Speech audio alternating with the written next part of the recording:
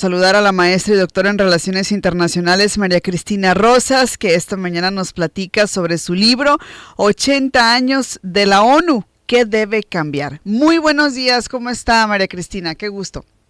Qué gusto, Miguel Andrade, muy feliz de poder conversar con usted y estoy a la orden. Qué momento tan propicio para hablar sobre la ONU, porque con todos estos roces, además que ha habido con el presidente de Estados Unidos, Donald Trump, pues qué interesante, 80 años de la ONU. ¿Qué ha pasado en estos 80 años de la Organización de las Naciones Unidas? Han pasado muchas cosas.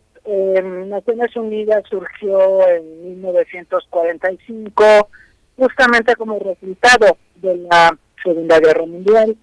Y la ONU se planteó en ese momento 3 objetivos fundamentales. El primero, mantener la paz y la seguridad internacionales. El segundo, promover el respeto de los derechos humanos. Y finalmente, impulsar el desarrollo. En esos 3 temas fundamentales, la ONU sentimos que ha quedado de ver. Pero tenemos que partir también de que el mundo en el que nació Naciones Unidas hoy no existe. En 80 años hemos visto que el mundo bipolar, la confrontación este-oeste entre Estados Unidos y la URSS, terminó. Hoy Estados Unidos tiene como principal desafiante a su poder a la República Popular China. Hoy la posición de Estados Unidos en el mundo es de declive y muchas de las acciones que Donald Trump en esta segunda presidencia sobre todo ha emprendido y que son acciones de corte nacionalista y de crítica a las instituciones multilaterales, tiene que ver con la idea que él tiene de que Estados Unidos debe fortalecerse internamente y para ello no requiere del mundo exterior. Entonces, esta es una diferencia muy importante en el mundo de hoy respecto a hace 80 años, porque no hay que olvidar que Estados Unidos fue el principal impulsor de la creación de Naciones Unidas y ahora es el principal depenetrador. Hoy Trump se queja de que la ONU es cara, de que está burocratizada, de que no resuelve problemas, y Trump ha retirado a su país de la UNESCO, que es un organismo especializado de la ONU. También ha retirado a su país de la Organización Mundial de la Salud y de otras iniciativas, por ejemplo, en materia ambiental, como los Acuerdos de París, o también el organismo de asistencia de los refugiados de Palestina. En fin, es un momento muy duro para Naciones Unidas porque quien fue su principal artífice hace 80 años, hoy no parece inclinado a seguir apoyando a la institución. Algo que cuestiona o que cuestionaba mucho Donald Trump sobre la ONU es su poca capacidad, por lo menos en este momento, para poder intervenir en ciertos conflictos, ¿no? En conflictos entre países. Realmente sí ha perdido esa capacidad a lo largo del tiempo la ONU de intervenir y de garantizar o promover la paz. Sí, Miriam, fíjese que sobre todo en este siglo se ha acentuado mucho la tendencia a que las potencias, entre ellas Estados Unidos, ya no recurran a la ONU para promover sus intereses en el mundo. Piensa, por ejemplo, en la guerra de 2003, cuando Estados Unidos decide invadir a Irak, supuestamente porque Irak tenía armas de destrucción en masa, y la decisión de invadir se hizo porque Estados Unidos no logró el apoyo del Consejo de Seguridad para que éste autorizara iniciar las hostilidades contra Irak. Desde entonces, desde 2003, lo que hemos observado es que las potencias han tratado de gestionar los conflictos internacionales sin la concurrencia de la ONU. Piensa en Rusia, en lo que hizo en Siria, por ejemplo. Tomó en sus manos, digamos, apoyar al entonces gobierno de Bashar al-Assad para en esta guerra civil que pudiera prevalecer él. Y también hemos visto a una China más asertiva.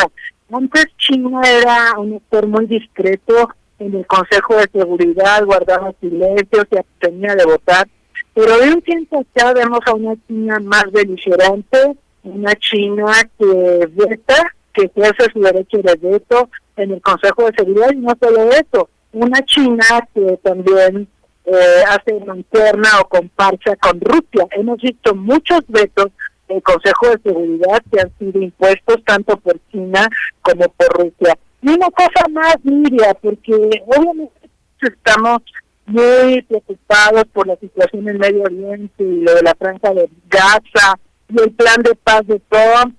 Fíjese que en la historia de la ONU, Estados Unidos ha usado el veto en el Consejo de Seguridad y mayormente lo ha usado cuando se está buscando en el Consejo de Seguridad castigar a Israel. En ese momento Estados Unidos veta. Le puedo decir que la mayor cantidad de los vetos de Estados Unidos se usan para proteger a Israel. Entonces también muchas de las cosas que estamos viendo en términos de inoperancia de la ONU tiene que ver con la escasa voluntad política de las naciones más poderosas que suelen imponer sus intereses particulares a los intereses de la comunidad internacional. Ok, estos financiamientos que quizá ya no reciben también vienen acompañados, entiendo, con la reducción de influencia, de poder. Sí, mire, obviamente Estados Unidos está en una transición, yo la llamo transición hegemónica, ya no es el país dominante, económicamente, por ejemplo, China ya es la primera economía mundial. Tal vez Estados Unidos todavía tiene la suficiente fortaleza financiera como para prevalecer en ese plano en las relaciones internacionales. Pero fíjese usted, tiene fortaleza financiera Estados Unidos y ha estrangulado financieramente a Naciones Unidas.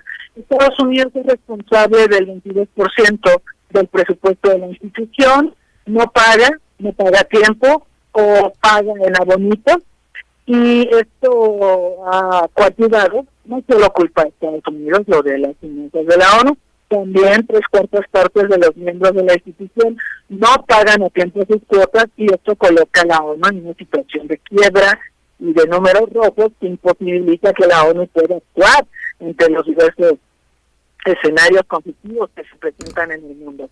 Pero lo que sí es verdad es que Donald Trump decidió reducir dramáticamente el presupuesto que Estados Unidos le había otorgado a organismos internacionales, y este ha sido un golpe brutal para Naciones Unidas, porque a través de la USAID, de la Agencia de Cooperación Internacional de Estados Unidos, se otorgaban recursos a Naciones Unidas para la atención de refugiados, para crisis alimentarias, para proteger a las mujeres, a las niñas, a los niños, en fin, se cancelaron muchos programas y ahora la ONU necesita hacer una reestructuración a partir de la ausencia financiera de Estados Unidos en el organismo.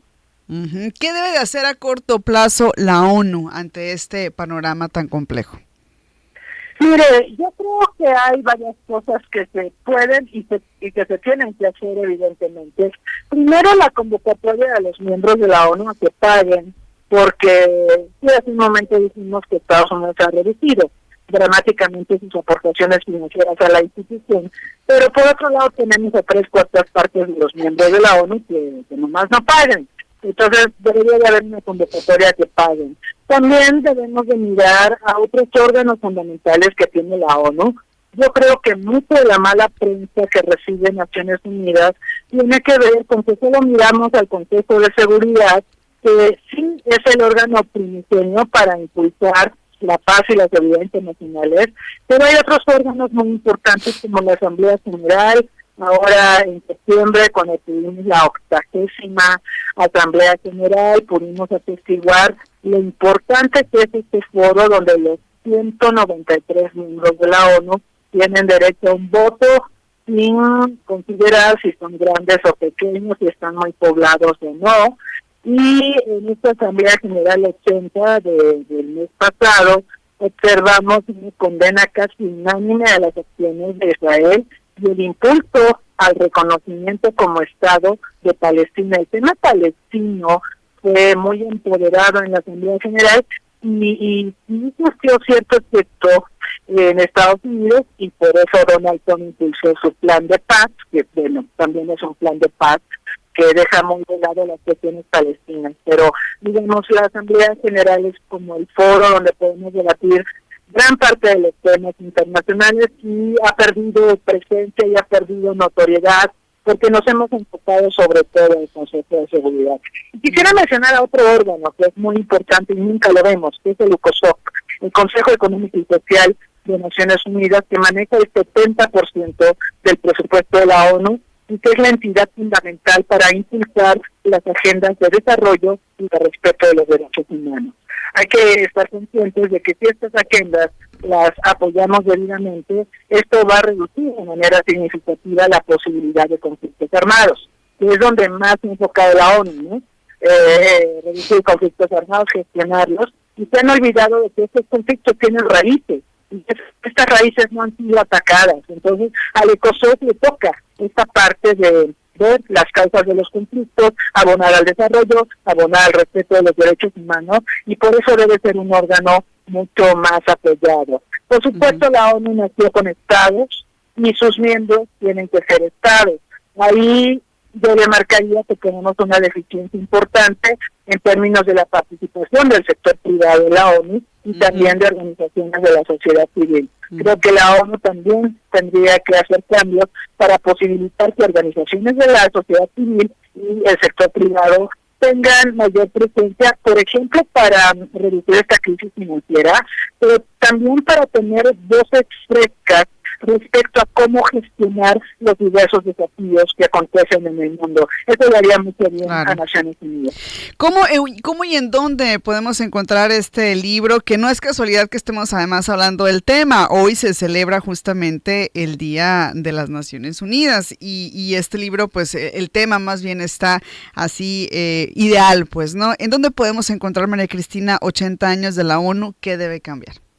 Claro, Nidia. Mire, les puedo dar mi correo electrónico. Las personas que estén interesadas me contactan y se los podemos hacer llegar. Tenemos una red para poder enviar los libros a toda la República Mexicana. También hemos estado presentando este libro en varios foros, pero les doy mi correo electrónico, es mcrosas, de María Cristina Rosas, mcrosas, @unam.mx. Me contactan y con todo gusto podemos gestionar que tengan el libro. Perfecto, muy bien. Pues muchísimas gracias, María Cristina. Un saludo, que esté muy bien. Gracias a ustedes, bonito día. Con esto vamos a mensajes, volvemos. Sonora Noticias.